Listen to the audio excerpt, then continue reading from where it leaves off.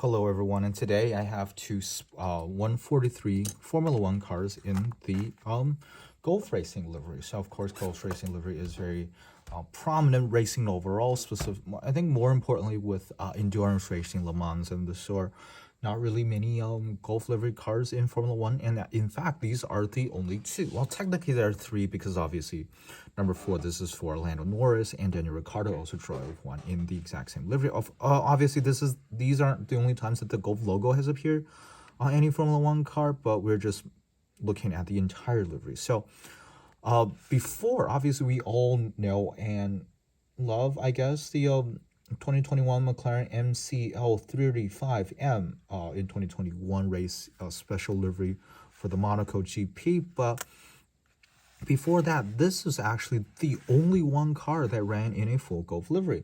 And this is the Tyrrell 007. Now, for the main team, the Tyrrell 007 was run, I think, in 75 and 76. But of course, later on in 76, they switched to the P34, the six-wheel car.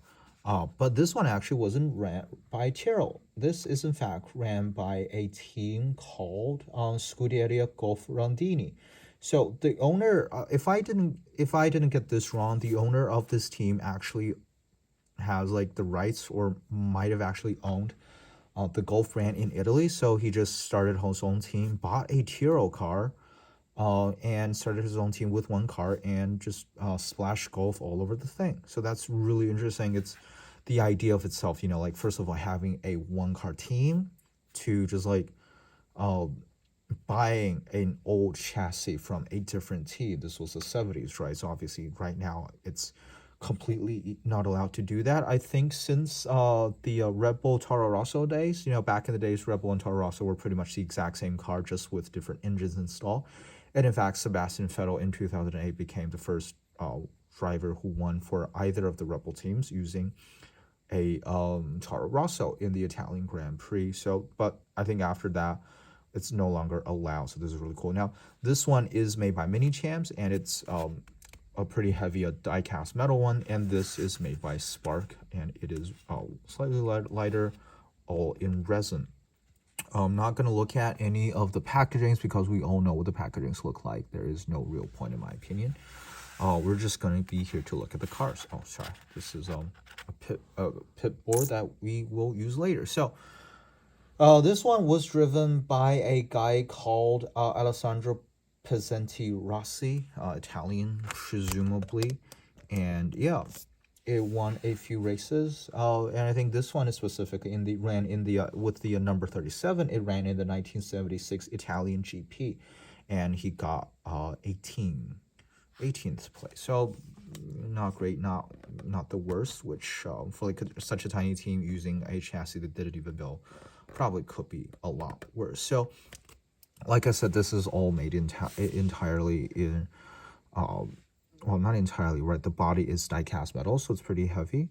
So to the side, you can see all of the appropriate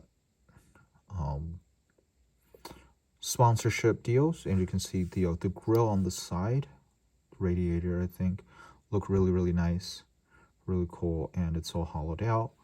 But because it's using decals, you can see the texture of it. I would assume it's very expensive to actually print everything. So I understand that's what every Formula One model maker does anyway. Yeah, and you can see his name, Pezzenti Rossi, and A, short for Alexander. Here's the front.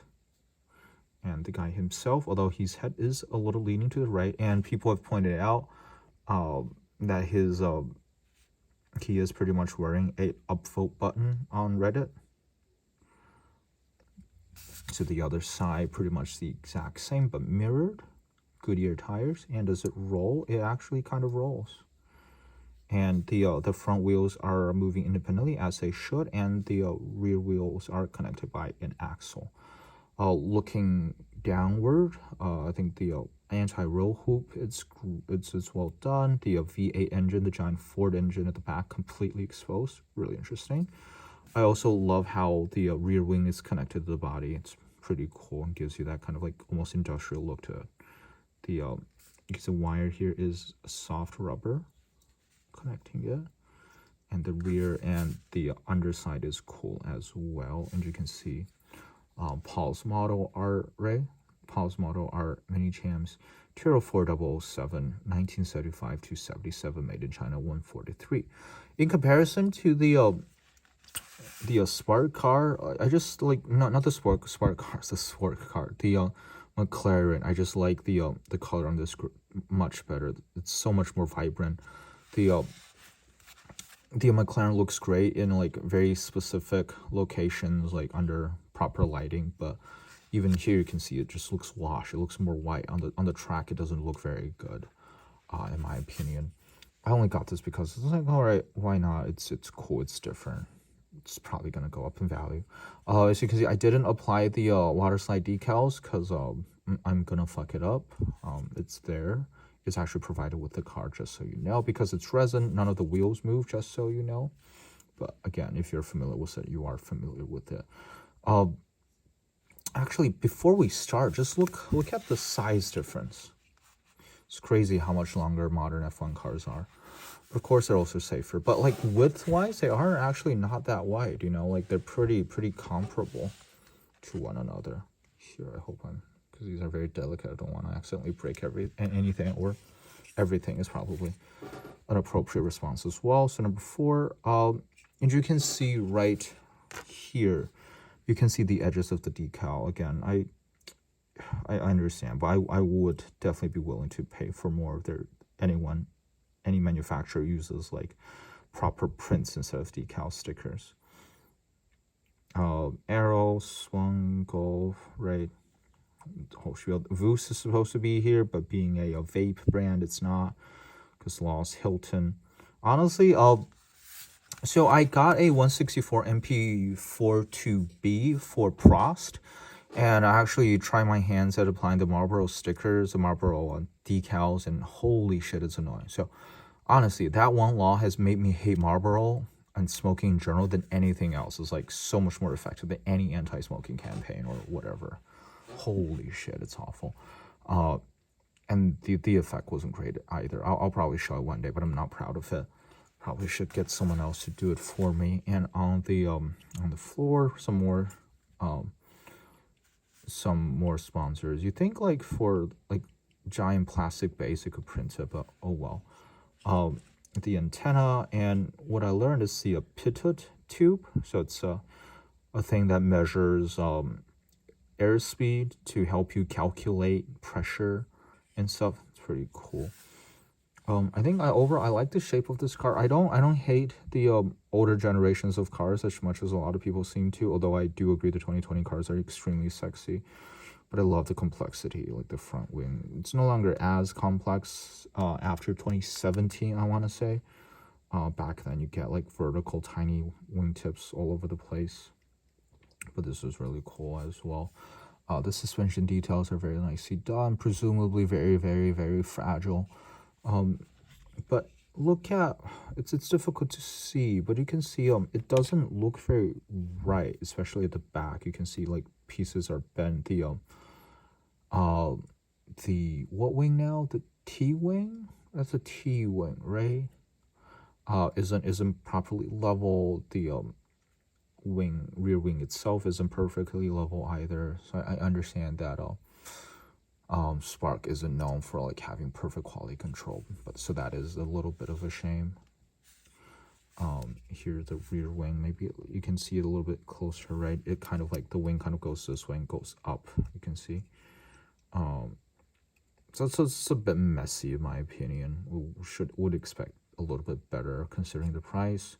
Husky chocolate, and I heard people say, I don't even know how people can see this, right? How do you even like get any sort of light or whatever in there? Let's see, can I do this? Is it even possible? Is it even doable? But a lot of people are getting the Daniel Ricciardo car. Oh, by the way, you can see the goggles here, right? They look almost cartoony. It's kind of funny. Or maybe they got the 1/18 scale because people are seeing like a British flag on Daniel Ricciardo's overalls, like down here around where the buckle is. But I would assume that that's the 1/18 scale car they're looking at because I can't see any flag down there. So, but still, you can see the driver figure. It's very nicely done as well. And finally, let's take a look at the base of this car. Be very careful.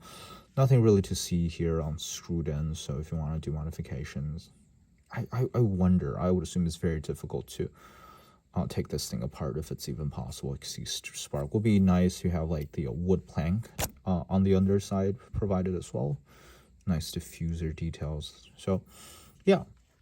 So these are the two only Golf cars that ever raced in Formula One.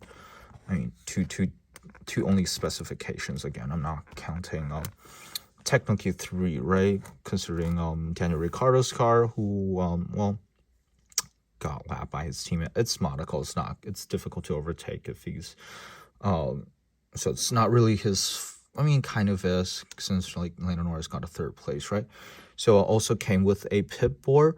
I didn't bend it because after I got the Lewis Hamilton car from 2020, the Turkish Grand Prix, I bent the pit boards all immediately. Then I realized they're not the same on both sides. You can see this one is completely flat and this one got bumps. So I don't know which side is supposed to be up and which way. So I'm just not doing that yet until someone tells me. Gives me a definitive answer, but before that I'm not gonna do anything risky. So that is two pretty cool cars added to the collection, Golf liveries and all that. I do love my Formula One cars in 143. Thank you very much for watching, and I'll talk to you again very soon. Bye.